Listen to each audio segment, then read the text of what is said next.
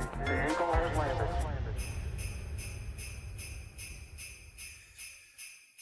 The Eagle has landed, and it is time for another episode of A Little Off the Top with your hosts, Hannah and Noah. Thank you so much for joining us in our Christmas adventure, our holiday adventure throughout the month of December, leading up to, well, the season finale, which hopefully will be the finale of Top Cuts Trivia to wrap up the year, wrap up the season 2 finale. And also on that episode, we'll be doing something very special. We will be doing our giveaway announcement. The winners of our giveaway will be recorded live on here. We will do that and pick the winners through a wheel, and I'll show it for full fairness and transparency. I'm trying to multitask here, and I'm not doing a good job at it. But transparency. But first, I should say, because some of you probably listening are like, Patreon, what's that? I don't know if I even said Patreon. Giveaway, what's that? Well, we have a Patreon that we have started, and we are already putting up some new content on there. We have an Advent series that we're doing daily with scripture reading daily and a little bit of a kind of devotional each day with those. And then also we are doing a we ask you questions. We try to kind of, talk with you guys and kind of make it a little more personal, as well as we will start our series up that we used to post somewhere else, but kind of lost traction. So we're going to post it here. And it is a series we did called Foodie Drinky Reviewy. And so that will go on there as well. And whatever else we decide to do. We've talked about doing some like scary story readings on there and stuff. Some episodes kind of like our mysterious case of the Hamburglar on there, different things. So we will have the Patreon link in the show notes on every episode, so you can get on there. And I didn't even mention this. Best of all, it's free.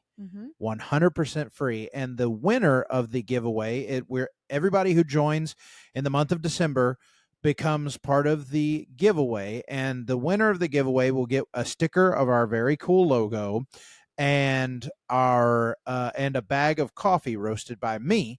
And then the second place will also get a sticker of our very cool logo and a very cute little picture that will be hand drawn by Hannah. So that will be very exciting as well. So join the Patreon, become part of it, share it with your friends, all that good stuff. Tell them what's the worst they can do. Join, maybe get something for free and see some funny videos here and there, and become part of the best community there is out there, right? Totally. No, but seriously, I did make a post today as of recording this, which is a little bit early for this episode, but it will date it exactly if you are part of the Patreon, asking our fans, what is the name of our fans? So what I want is some people to respond to that. We'll pick our top 3, and then we'll do a poll of that towards the end of the month. And hopefully in the season finale, give you a little bit of an answer to that question. But we can't make that choice. The fans have to make that choice. So again, I've been rambling all this time to say, join the Patreon. The worst that can happen is you get free stuff. And that's the worst that can happen? That's the worst that can happen. The best that can happen is you also get free stuff. And we may eventually add a paid tier on there, not as like a, hey, we're trying to make money from the podcast, and more of as like a, hey, we're trying to fund the podcast, because this is not free to do all this stuff. So, so anyway, we've got some fun stuff coming up for this episode. Hold on. If you're watching on video, I'll show you the sticker. I've got a sticker of the logo right behind me. So wait a moment. Entertain them, Hannah. Entertain them? Well, what in the world am I supposed to do to entertain them? You're entertaining. All right. So here is that sticker of the logo right there. If you win first or second if you are one of the two winners, first or second place, if you're one of the two people we pick in the random giveaway, you'll get one of these stickers right here. I know that's incredible audio podcast content there, but you get one of those, and then also here's an example of a very cute picture that Hannah drew for me that I use as a bookmark, but I'll show it to you as well. Here it is, Boot Scoot and Spooky. And she's very talented and very good at what she does. And she'll draw you something very cute like this. It won't necessarily be exactly this, but she'll draw you something very cute like this. And the bag of coffee, I don't have a bag of coffee right next to me. I'm not going to walk off screen for it, but you know what a bag of coffee looks like. We have a very cute sticker for that too. But anyway, you'll see a video. Go to the Patreon. The very first thing we posted called The Maiden Voyage. That post has what you'll win from it. So, and then we're hoping that if we can build up enough of a community and get enough interest in it to do periodic giveaways. So it could be worth staying in the Patreon for a while. Exactly. Don't just join for this month and then leave afterwards. It'll be worth it. It'll be worth it. We will try to bring you funny content, stuff that's entertaining for being a part of our community. So now that we've rambled for quite a while about that, how you doing, Hannah? I'm doing good. How's the week going? It's going really good. We had ortho day today, and that kept us pretty busy, and I had to stay over a little bit because they decided that doing surgery at 6:30 p.m. at night was a good thing. Oh, fun. But it was a good day. Nice. It's been pretty good for me too. Pretty busy with people ordering bags of coffee from me and stuff like that. And it's been shipped to a couple of different states now, so that's been pretty cool to do, as just like just trying it out, type of thing, and letting people try it. So that's been cool. And then people ordering various food things for their family Christmases and stuff like that has been pretty cool too. So and I got new glasses. If you're watching the video, you can see I got glasses that are that was right into the mic. You just slurped that right into the microphone. I didn't mean to. I'm sorry. If you're watching the video, you can see I got new glasses, and they're very different for what I normally get. I but love them. Yeah, Hannah was a big fan of them, and I like them. I like a change. I feel they make my face look very different. I have another pair too. I'm not gonna. Well, I get so distracted. They're right next to me right here. I'm not gonna put them on just for the video. But look, let's get into the meat of this episode. How about that? Yeah, let's do it. All right. One thing I am excited about. I'm so sorry. One thing that I am excited about, I just saw it and my squirrel brain went off, is we got this.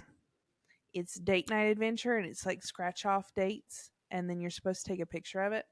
I don't know. Maybe that could be some extra content. I'm sure it's going to be content on my TikTok. Yeah. But I'm really, really excited about that. If you're not aware, Hannah does have quite the following on TikTok, as well as our dog, which we do have a dog cam sometimes for them.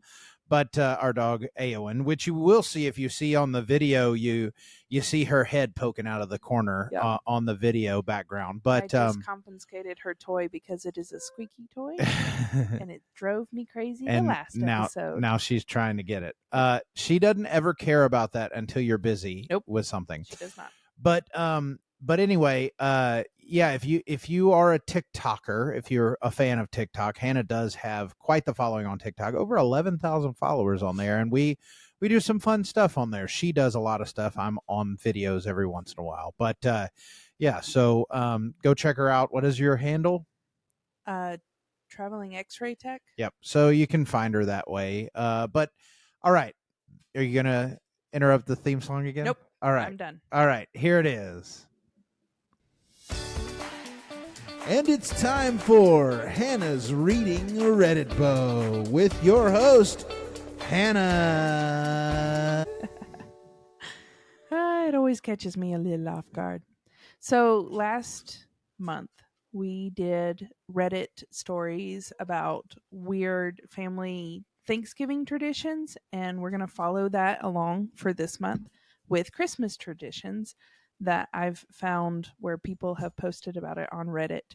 I find this fascinating because it's just really cool to me to see how differently families do it Yeah. all over the United States. I'm sure some of this is from other countries too, but a lot of this is probably from the United States.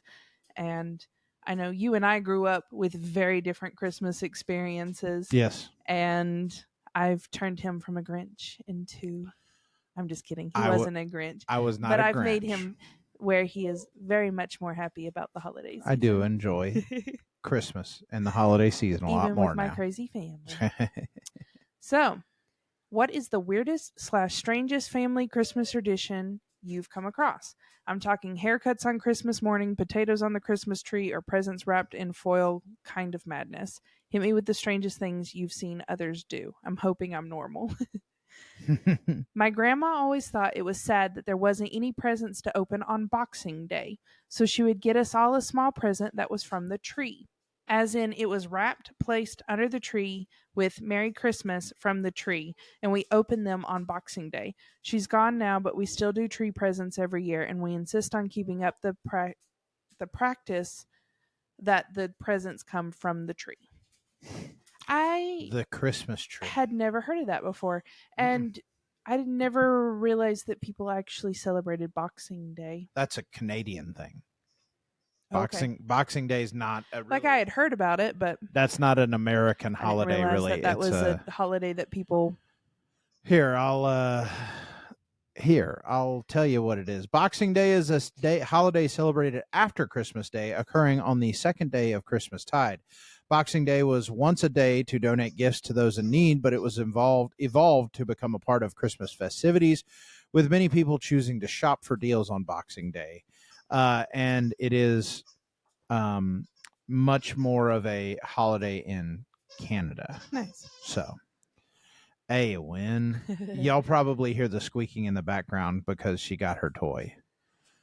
And there was a lot of people that commented under this and said that their family also does specifically tree presents. Oh, on Christmas Boxing Day. tree. Oh, Christmas tree. And How this person says, beautiful your presents. my fiance's family I was trying to sing a song. does tree presents, and she wraps them and rests them specifically on the branches. Also, the little presents. Yeah. And then that person said, personally, I think she's mad. I've got one for you here. Mm-hmm. They titled this as Sticky Situation. Oh, fun. My mother loved to entertain her church circle or bridge club. The living room was ready at a moment's notice since none of us kids were allowed in there. She held a Christmas brunch once. Honestly, I don't recall for which group, but it doesn't really matter in the story. We had a dog. He was an overweight basset hound because she felt that he deserved his own serving of whatever she fixed for us kids. The morning of her Christmas party arrived. Everything was going beautifully until one of the old ladies stood up from her place on the sofa and had a piece of pre-syruped French toast stuck to her beautiful dress on her fanny. Oh, no. My mother, as well as the other circle/bridge members, were mortified and didn't tell the lady immediately. My dog had buried it in between the cushions, I guess to save until he was hungry later that day. I don't remember Mom hosting at our house ever again. I can't believe she let that keep her from hosting, though. I can. Those old ladies, man. You give them one thing to get to chat about. That's the best way to word that. The to chat about. They're gonna bring it up every time they come up. I'm not gonna get another French toast stuck to my backside again, am I? Yeah, you know what I that mean? makes sense. Did you know that down at Sylvia's house, I was there for a brunch, and I sat on her couch, and I got a piece of French toast stuck to my backside. Can you believe it? She just lets her dog bring food around. I would never. My dog stays in the yard. In the yard. In the yard. I love how sassy you get when your little old Southern woman comes out. That's because I've grown up. Most of the little old Southern women I grew up around were very sassy. That was their default. This person says, when prepping the turkey, my dad would put the turkey neck through his fly and casually walk Oh around the my house, gosh. traumatizing everyone. After he died, my sister took over the tradition. I guess a woman doing it is not as traumatizing, because with a man you're like, oh, like, like, oh my gosh. Speaking of turkeys, should I share in the video what masterpiece I did recently with a Sure. turkey? We were blessed with the fact that Hannah got a turkey slash ham for free from the local grocery store because of her job. And She just wanted to be in the video. and so we went and got it, and our stove here was much too small, so one of her coworkers let us use their stove very nicely, and so I got to give a lesson on spatchcocking a turkey and roasting it in the oven to her how old daughter? 5-year I think old. she's 5. Yeah, 5-year old daughter, and that was an adventure because she was standing right next to me the It whole was so time. sweet. Noah came in and he put on his denim Bucky's apron, Yeah, which is phenomenal. it's great. And I love it. she took one look at him and she said, I have an apron too. And she proceeded to run and go grab her apron and have me Yep. tie it up on her. And she pushed her little step stool up beside of him and stood up on top of him. And I mean, eyes glued. Yep. Eyes glued to what he Very. was doing, asking all kinds of questions. I mean, she was asking some really good questions too. Yeah, It was sweet. She's a little sponge and she just soaked it all up. Yep. I'll whenever I'm editing, I'll just put a picture on the screen, right? Somewhere while we're talking about this, a picture will randomly come up on the screen. So watch close. All right. You got something else for her, Yeah. Hannah? My boyfriend's parents make a nativity scene in their garden shed, using whatever is around. The first year I saw it, one of the wise men was a T-Rex, Joseph was Darth Vader, and baby Jesus was a little plastic spider. That's funny. This one's really short, but someone said, well, there was a time it was 90 degrees Christmas Day, deep South Louisiana, and my dad had turned the AC down to around 60 degrees. Pretty sure we all caught colds. Also, pretty sure he threw packing peanuts all over the living room for snow. That's cute. Taking turns to open one present at a time at the in-laws' house. The pressure of everyone staring intently whilst you unwrap a pair of socks. My family does this. As children, it encouraged us to be patient, truly focus on the present, and express gratitude for the gift. Also, to watch others opening their presents helped to reinforce that gift giving is just as important as gift receiving. Otherwise, I feel it would have become a paper tearing exercise. We were also quite a frugal family, and so gift opening would have been finished in less than a minute if we all opened them at the same time. So we did that, but most of the time we would let like mom open all of her gifts at once, and then dad would open all of his gifts, and then Luke and I would take turns. Yeah. I would open a gift, he'd open a gift. Yeah. Back and forth. I liked it because I enjoy watching people open the gifts that I've picked out for. Stop. That is enough. We're being a little drama tonight. Stop it.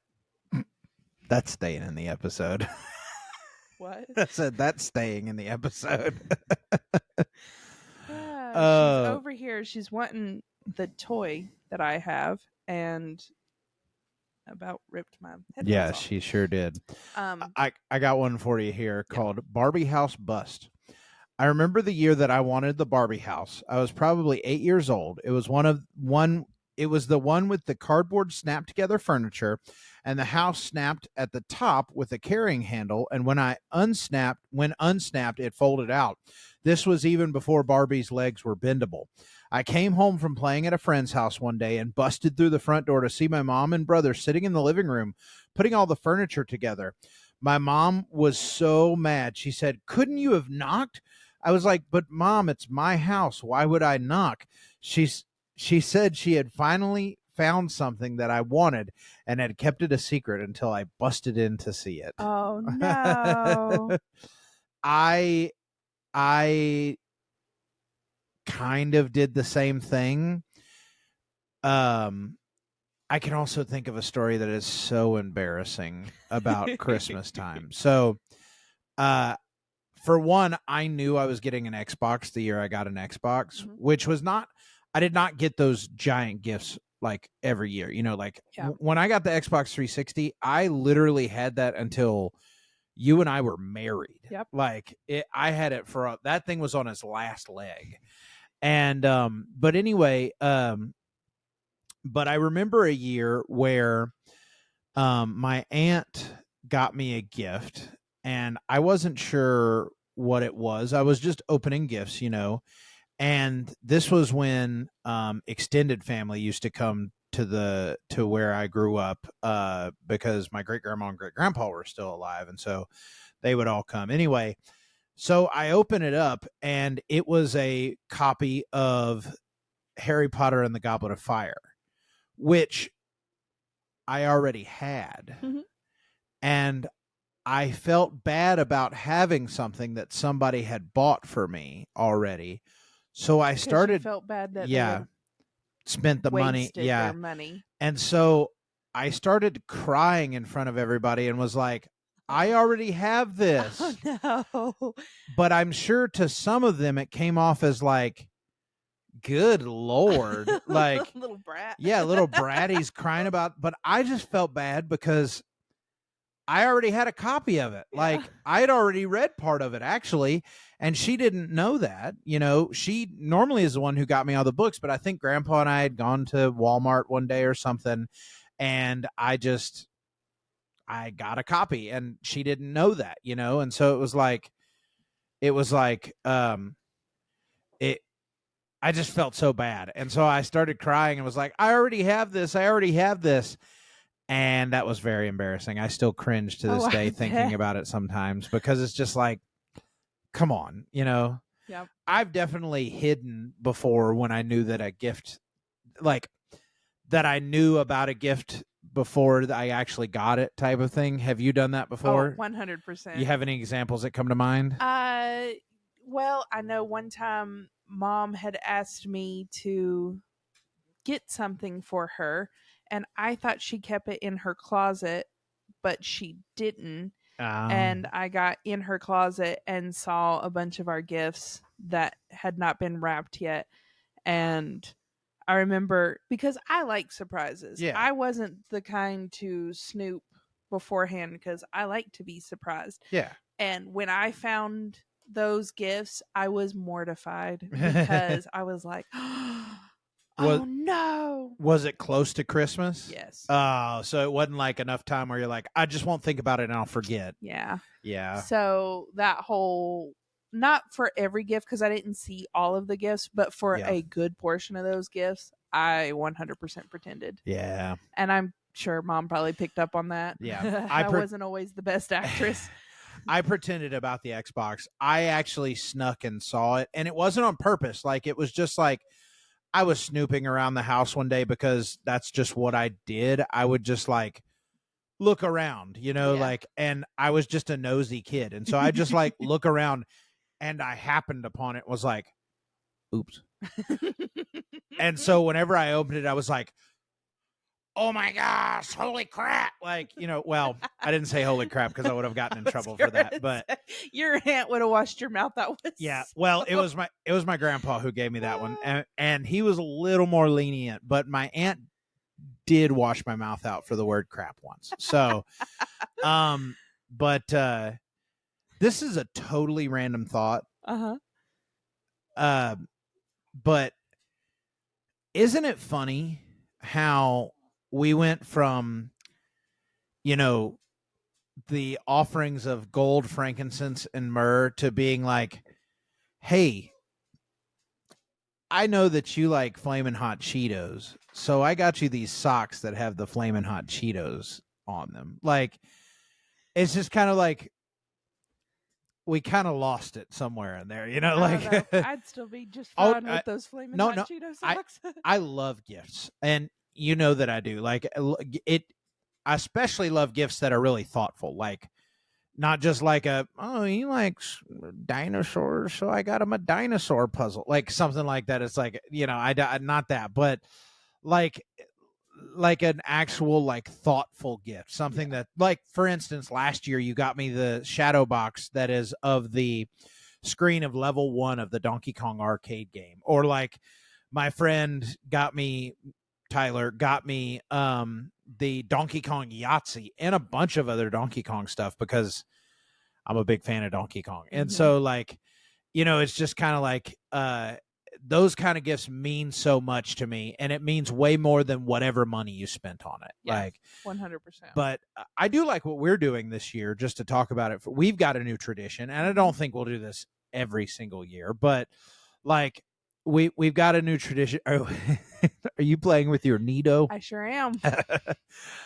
We've got a thing we're doing this year where we both bought each other 25 gifts. Now, they're not all big gifts. A lot of them are small gifts. They're not just like, we didn't spend an egregious amount of money, but 25 gifts for each other, wrapped them and numbered them. And then we've got the numbers in a mug. Hannah's holding up hers right now.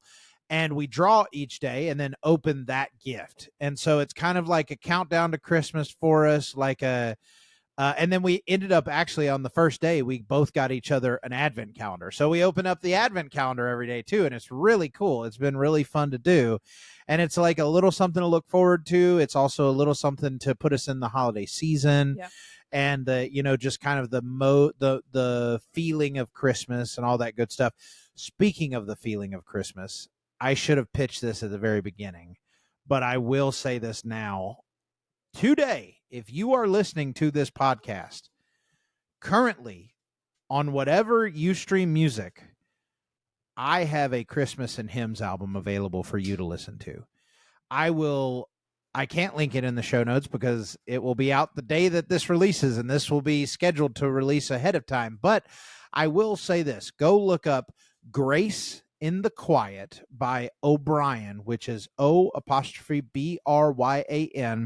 And don't go to the one that looks like kind of like a Michael Jackson knockoff, because apparently there was a pop artist in the 80s and 90s named O'Brien as well. But Grace in the Quiet by O'Brien, and it's 8 songs, mostly Christmas songs and hymns, but there's also one original and one poem on there as well. So go check that out. Enjoy it. Share it with your friends. All that good stuff.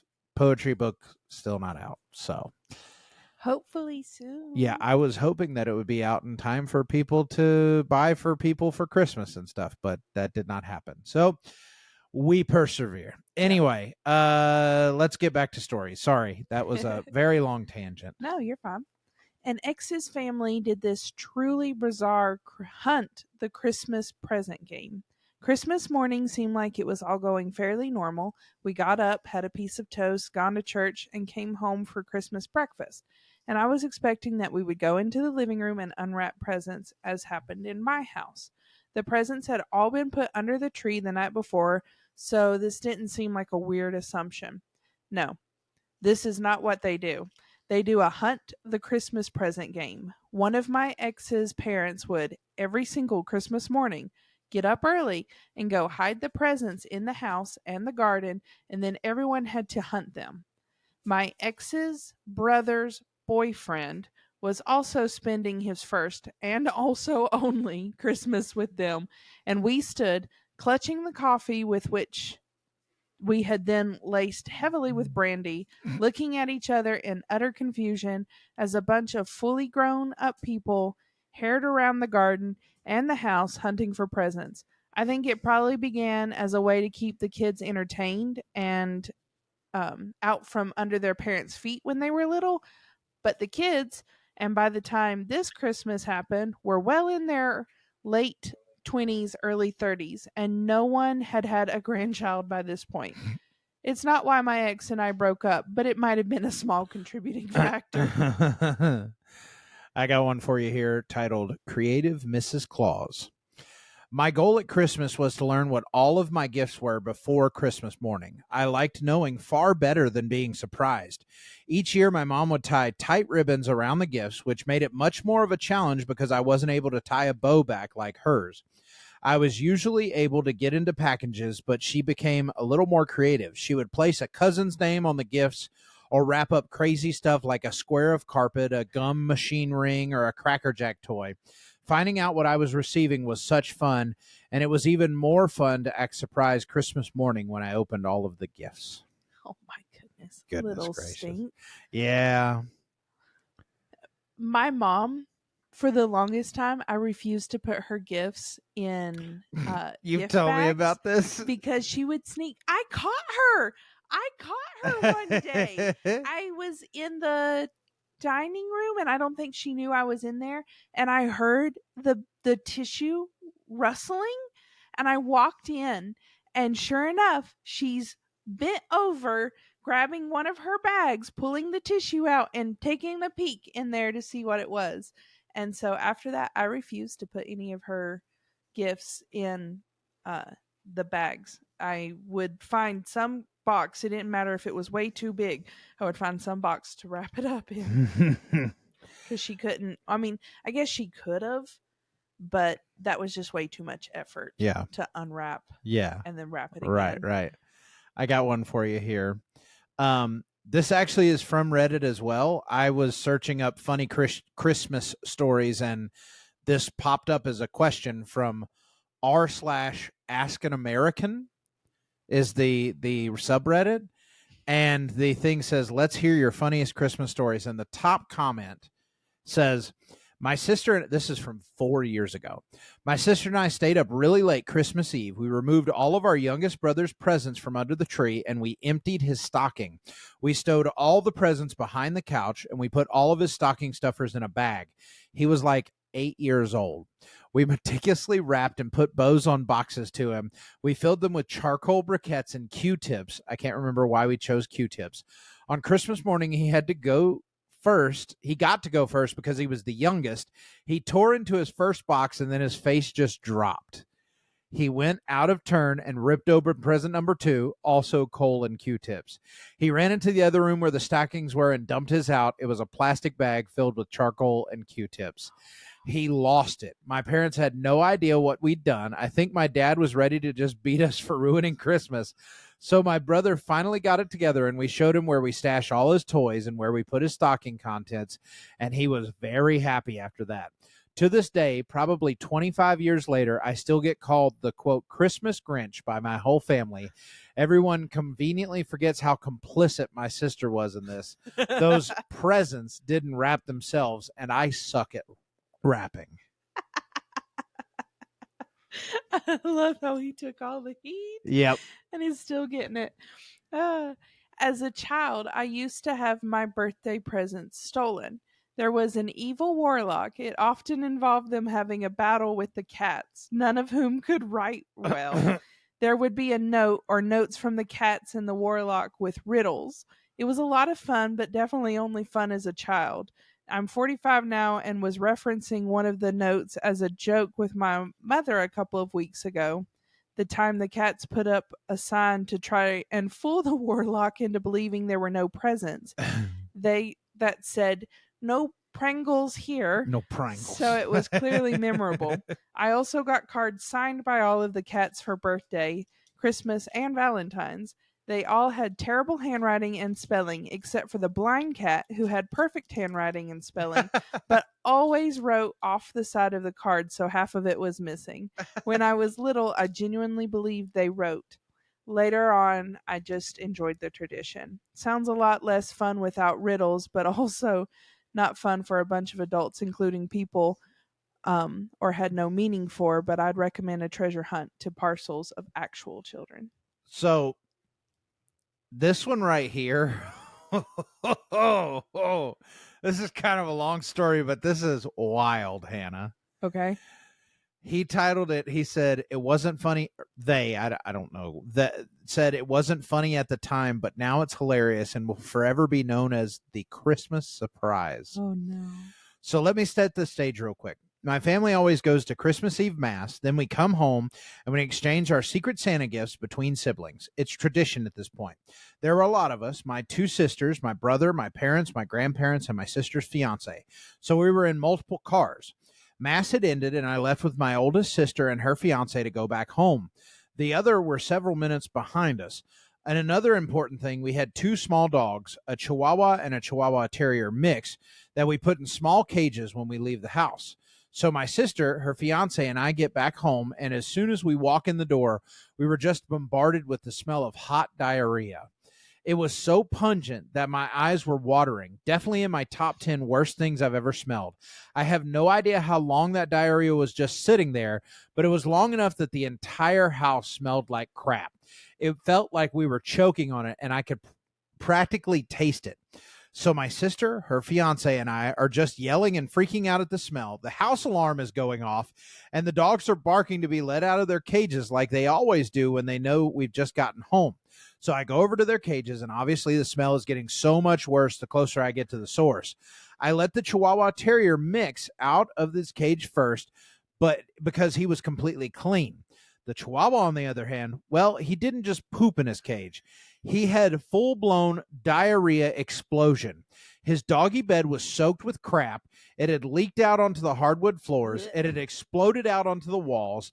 This small white Chihuahua had practically rolled in it. He was sopping wet, and all his fur is stained brown. So he's sitting there barking at me, wiggling like crazy, flinging crap everywhere because he wants to be let out of his cage. And I'm just sitting there in my dress and heels, trying not to throw up and trying to figure out how I can let him out of his cage without letting him drag liquid crap all over the house and furniture. My sister finally goes to the back door starts yelling, "Potty, gotta go potty," since that's our dog's cues to go outside. Luckily, the little poo mop went straight out the door, so he didn't drag crap all over the place. There were just a few drops and a straight trail to the back door, so it could have been much worse. But the cage, the floor, and the walls are still a mess, a complete mess. If you've ever seen the scene from the movie Bad Grandpa where he craps on the floor, then you can picture exactly what kind of mess I'm staring at, except this one wasn't a prank. It was actual crap all over the walls, and I'm the one who has to clean it up. I'm the one who loves animals so much that I want to work at a vet, so naturally I get stuck with all the gross pet jobs as practice.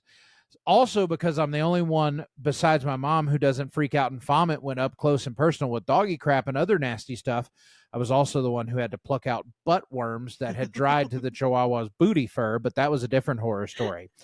Anyway, the first thing I did was just toss the entire dog bed. It was soaked and not even worth trying to save. Nope. I also threw his food bowl and his water dish into an empty grocery bag to clean later because, of course, they were also covered in crap. Then I had to use an entire paper towel roll to sop up the hardwood floor and the cage floor. Don't forget, I'm also doing this with my bare hands since I couldn't find any rubber gloves. I had to drag the cage away from the wall so I could get close enough to clean it. But in my haste to get everything cleaned up, I forgot that the liquid crap could spread underneath the cage. So, of course, I just spread crap even further along the floor. I'm not really sure how I would have been able to avoid that, but whatever. So my sister's fiance quickly carries the cage outside so it can be hosed off later, and that makes even more crap drop onto the floor between the cages and the back door. I'm still focused on cleaning up the freaking epicenter of this disaster. So my sister cleaned up the floor where it had dripped. I finally got all the crap on the wood floor completely wiped up and disinfected with Clorox wipes so I could get closer to the wall without putting my heels or, God forbid, my bare feet into diarrhea. Then I started wiping it off the walls. Surprisingly, it didn't stain or tint the white paint brown, so at least there's that. Now, at this point, I've been cleaning up crap for a solid 10 to 15 minutes. By the time I'm just finishing up cleaning and disinfecting the wall, the rest of our family finally got home. Of course, when they walked in the door, they also started to freak out about the crap smell permeating the air. It hadn't cleaned up at all in the time I've been cleared up at all in the time I've been cleaning. If anything, the smell got worse because I was moving and spreading it around. So they're all asking, what the heck happened? And in the meantime, the poor dogs are still outside barking because they want to be let in. We couldn't exactly let them in earlier since one of them is soaked in diarrhea. Luckily, I didn't have to be the one who bathed the poop dog, since everyone agreed I'd done much more than my fair share of cleaning up the mess. My mom had to go outside and pick him up with an old bath towel and carry him straight to the tub. Then I spent like 5 minutes furiously scrubbing my hands with soap because, again, I cleaned it all up with my bare hands and it got all over me. But I was also lucky that none of it got onto my dress or heels. So, yeah, that's the story of the infamous 2015 Christmas surprise. I hope it made somebody laugh because I certainly wasn't laughing now. It was a little funny. It is a little funny now, but honestly, it's still a nightmare when I think about it. Oh, that's awful. That's a long story. I love the poop mop. Yeah, the little poop The mop. little poop mop. Yeah, I had to edit that on the fly because there was many words being used that honestly I probably would have used in the moment of that, which we've only had one thing kind of similar to that ever happen. Mm-hmm. In our do you want me to tell the story? Go ahead. Okay. In our apartment we used to live in before we started traveling for Hannah's work, we would always put Awen in her crate, and we still do that, but we always put Awen in her crate whenever we would leave for work or if we were going to be gone for an extended amount of time. Well, we come home and Awen is in her crate, but there's a small mouse dead outside of the crate, and then there is the biggest turd in her bed that she definitely pooped. And what we assumed happened was she literally had the crap scared out of her from the mouse, killed the mouse, flung it, and then had to just sit there in the bed because it was dry by the time we got home. So poor baby, she was freaked out the rest of the night. She was weird the rest of the night.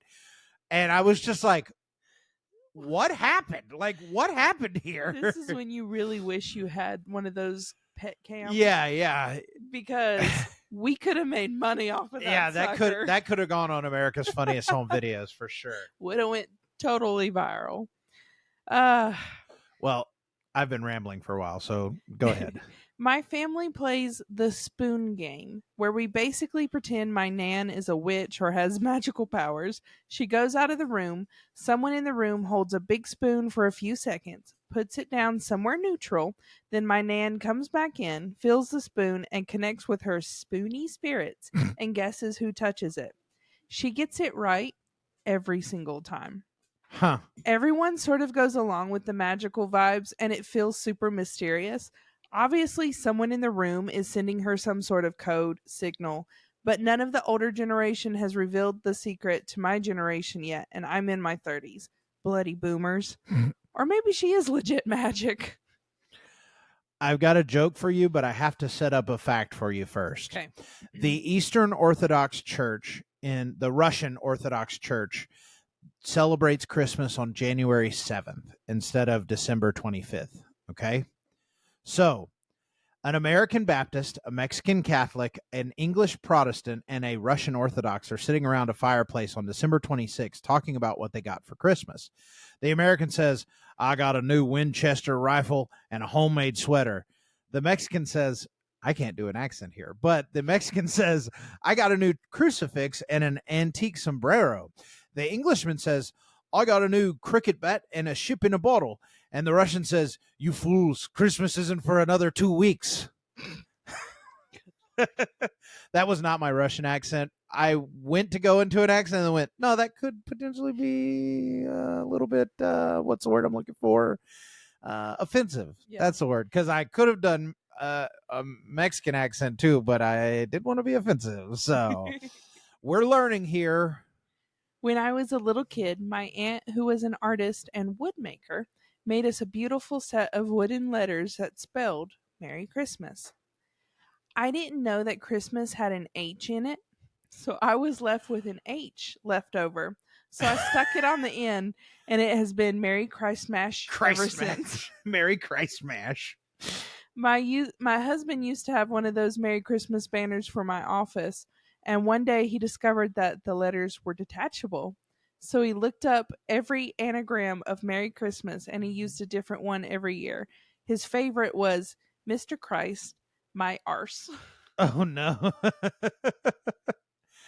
Somebody, this has barely any responses, but somebody said Christmas horror stories. What are your Christmas horror stories? And one said mine is the year my uncle was showing off his new Mustang doing donuts and burnouts, got out of control and drove his new car through my aunt's garage and partway into the house. Holy crap. And then another person, one sentence said, one year we all got norovirus. 8 people, one bathroom house.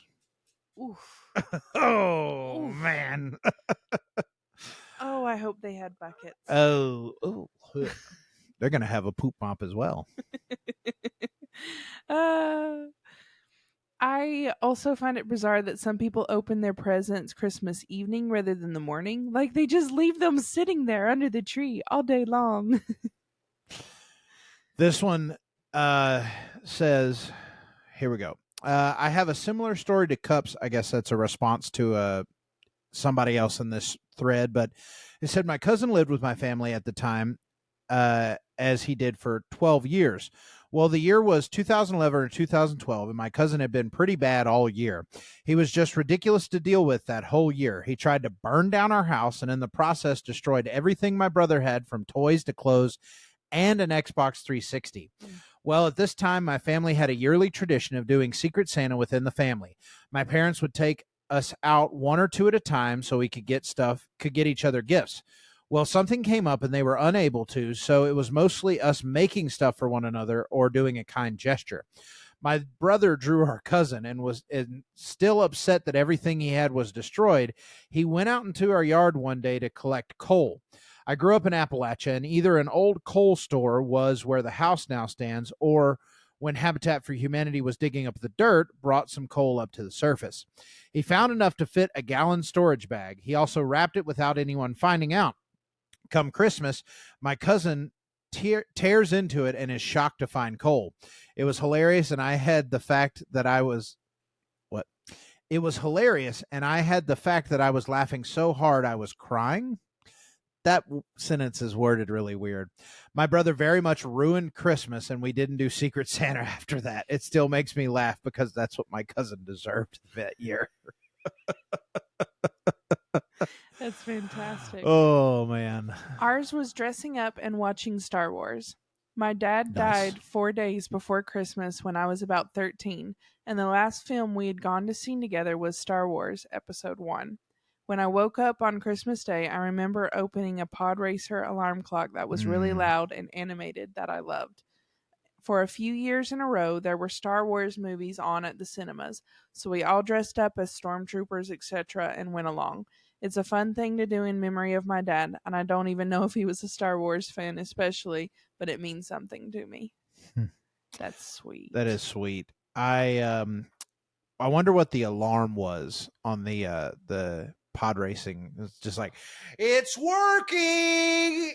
It's working. Now this is pod Yeah, racing. it's like it just goes between it's working and now this is pod racing. It's working. Now and then it's just like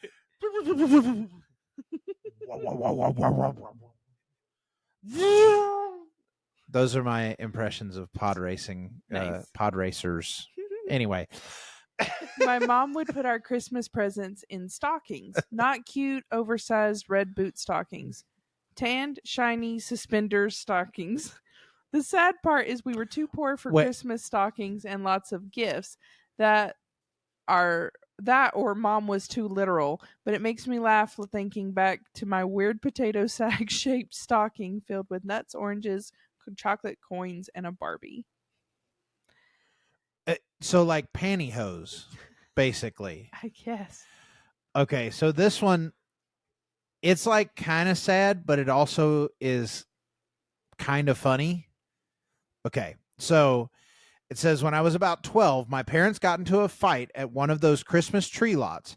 So it was decided that there would be no Christmas tree in our house that year. Christmas Eve rolls around, and my dad, clearly upset that there is no tree, leaves the house around 2 p.m. We all know he's headed to the bar. No big deal, except it starts to get late. We make ham and all the trimmings, wait until about 9 p.m., and then eat. 10 p.m., no dad. 11 p.m., no dad. My mom calls the bar to check on when he is coming home. They say he left hours ago. Seriously starting to worry that something horrible happened to my dad on Christmas, my mom decides to go look for him while my brother, sister, and I try to get some sleep. Around midnight, we hear the garage door open, then horrible crunching sound. My brother, who at the time is around 6 years old, starts yelling, Santa, and runs around the house. Not Santa, just Dad. Dad drags a sad looking tree into the house. It's dropping pine needles everywhere, branches broken all over it. He tries to set it up in our living room using a stand, but the base is too long. He goes into the garage and gets the rustiest looking handsaw I've ever seen, tries to cut the base, proceeds to almost sever two of his fingers. He's rushed to the emergency room by my mom, where they're able to reattach his fingers. Wake up Christmas morning to an almost naked tree propped up against the wall and blood everywhere. Oh, and that horrible crunch I mentioned, he drove his car into the garage while the tree was strapped to the top, breaking the garage door. TLDR, my drunk dad most likely stole a tree on Christmas Eve, ended up in the emergency room, and broke the garage door for good measure. Oh my goodness. Oh.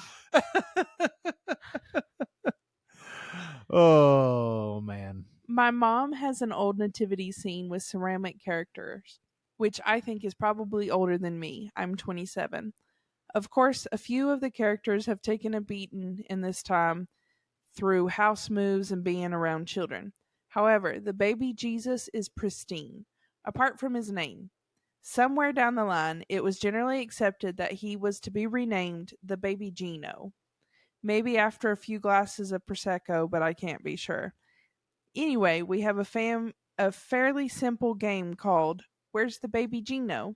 We hide the baby Gino somewhere, initially easy to find and relatively close, but this eventually descends into more elaborate and ridiculous hiding spots. My wife has started to get involved, and my mom does a fantastic job of pretending it annoys her. It's my favorite game of all time and will be passed through the family as it grows.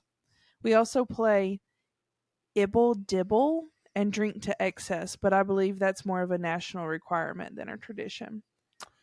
It's apparently something in the UK because someone commented and asked what is Ibble Dibble, um I found it. and someone said that the royal family plays it in The Crown. Yep.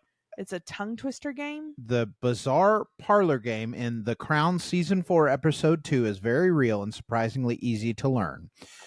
So it says approximately 16 minutes into the second episode of Crown Season 4, the royal family plays a wild parlor game that leaves the newly elected Prime Minister, Margaret Thatcher, and viewers dizzied beyond repair. The difference between the no-nonsense Iron Lady and fans of the Crown, though, is that viewers got a taste of the nonsense and wanted more. Luckily, we don't need to get in touch with the Queen to understand the rules. Ibble Dibble is a very real drinking game, and once you've deciphered the gibberish, it's pretty easy to comprehend. There are two important terms you should know before you play: Ibble Dibble and Dibble Ibble.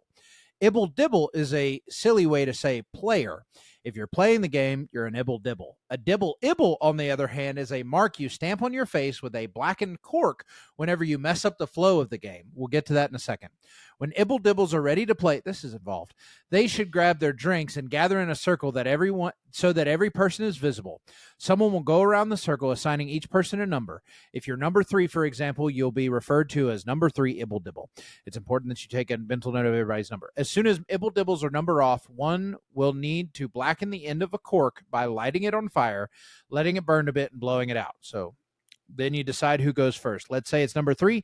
They'll begin by identifying themselves and stating the number of marks on their face. Then they'll call on another player and identify the number of marks on that player's face. So it'll sound something like number 3 Ibble Dibble with no Dibble Ibbles calling number 6 Ibble Dibble with no Dibble Ibbles. In this case, number 3 called a number 6, which means it's number 6's turn to go next. The challenging part comes when someone messes up or they hesitate too long. If someone makes a mistake on their turn or is called out for pausing to think, they receive a Dibble Ibble on an unmarked part of their face. They must take a drink and then try again. As Ibble Dibbles start to rack up Dibble Ibbles, there's a lot more to keep tabs on, and alcohol-induced brain fog certainly doesn't make it easier. That sounds funny to watch. Yeah, I don't want to. I don't want to play. I don't drink, so but well, that and Ibble Dibble. I Dibble, struggle with word dyslexia just normally. Blibble blibble. Yeah. Dibble, clibble, Yeah. flibble. No, thank you. Blibble, dibble, dibble. All right. Well, we're about to time for an episode. You got maybe one or two more for us? Um, this one's just kind of cute. It says, Okay. "We make Christmas pigs made from a lemon, 2 almonds for ears, 2 raisins held in with pins for eyes, and 4 matchsticks for legs. No idea why we do it. No idea why or how it's Christmassy, but it's been happening for a few generations now." That's cute. Yeah. That's very cute. You got any more before we wrap this That one thing was up? mean. Until my mother retired, we often had a mostly dead real tree in Christmas in our house as well as our regular / official tree. My mom felt sad for the tree in the reception area of the school that she worked at for being alone and unloved over Christmas when the school closed for the holidays. So she would bring it home if it was small enough to fit in the car, but because it had been on display in school for at least a few weeks, half dead or naked sat in our hallway or sitting room with some leftover decorations on it. This one's pretty funny. It's called Bad Christmas Tree. One magical season, a surprise was waiting for Maria and her family under the tree. 3-year-old Maria's new secret puppy pooped under the Christmas tree before her father could put it in hiding. When Maria came home from her grandma's on Christmas Eve, she ran to the tree to take another glance before going to sleep. She instantly spotted the stinky surprise, and seeing the poop on the floor, Maria quickly ran into the kitchen to her mother. "Mom, I think you need to give the Christmas tree a timeout." "Why?" her mother asked curiously. "It pooped on the floor." Oh no. Oh, Ours well. was to get granddad pissed. Oh. My granddad used to only drink on Christmas Day, so we would just used to keep him topped up and watch as he got merrier and merrier. And then someone commented or it edited and said, "Thank you for the kind responses. He's been gone now for 14 years and I still miss doing this tradition. He was also a generous drunk. He started playing Monopoly with real money and would let the grandkids keep the winnings. That's cute. Christmas just hasn't been the same without him." That's cute. Well, I think that's going to do it for Yeah. another episode of A Little Off the Top with your hosts, Hannah. and Noah. Thank you so much for listening, for joining in with us in this fun Christmas series, I guess we're doing for the month of December. Don't forget to join the Patreon. You can find the link in the show notes. Join before the end of the month so you can be part of the giveaway, and also comment on the post, which I'm seeing Ryan is doing currently while we're doing this because I keep getting notifications. But I guess he's trying to play the odds there and hope that one of the titles he says gets in there. But anyway, thank you so much for listening, and we'll be back next week. Bye-bye. Bye.